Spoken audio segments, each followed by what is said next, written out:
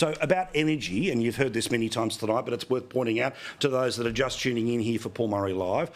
Big announcement today from the people who run our energy grid that, put simply, exactly what we've predicted is true.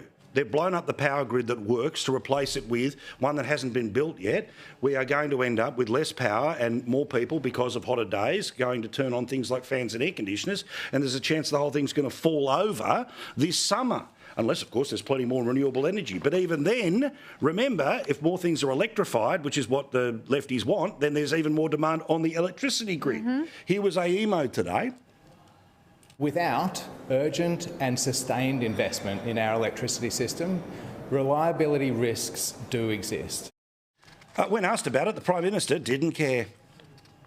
Energy market operators are warning of blackouts on the east coast if renewable energy projects aren't delivered quickly. Are you concerned by that? We're delivering renewable energy, and we also are making sure that we fix the energy grid. The energy grid was built for a time when solar panels powered pocket calculators, not households and businesses and industries. And what we're doing is making sure that it's upgraded. So, Corey, do we have to expect that the next summer and the summer after that and the winter in between, we're going to have to put up with idiots like the former Energy Minister in New South Wales at about 4 o'clock in the afternoon putting out an urgent press release to tell us things like this?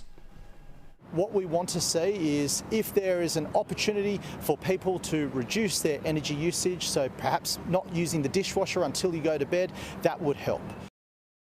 How good is 21st century Australia, and we're almost a quarter of the way into the 21st century, Corey? Yeah, it's just extraordinary, Paul, and unfortunately I think we're just going to have to get used to this because successive waves of politicians, and I was in the party room and the Liberal Party was doing it as well, and the only voice of dissent, or there were 2 or 3 of them, but the likes of Ron Boswell, a senator, predicted exactly where we were going to end up in this. And very few people listened to him. And now the die is cast. I don't know how we can get out of it in the short term. So you East Coasters, I think, are cooked. Us here in South Australia, I've got a diesel generator. Yeah. You know, I can live outside and be at one with my Pilates and nature, Paul, and I'll be cool. Yeah, correct. As you're, well, sunning yourself in the oh-so-fashionable way. I can't fully describe it because I think we'd get thrown off the air even at this time of night. But, Richo, what about today? In New South Wales, there was a multi-party committee that came together and said that the plan to put up new power lines between all of these new solar and wind, all of it should go underground because there's a chance it may well end up causing more bushfires. Here in part is what they had to say today. I think the New South Wales Greens. This was a tick and flick exercise. So help me out here, Richo.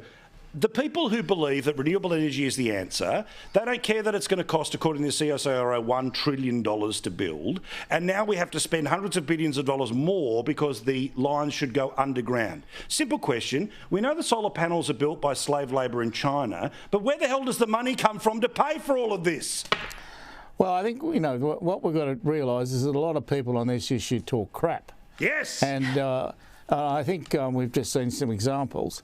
I think you've got to be really careful about this. Not me. Talking about Matt Key. No, mate. Do I ever criticise you, Corey? Heaven perish the thought. It's all right, it's all right. No, never. But I do. I think that this. No one understands the costs in this.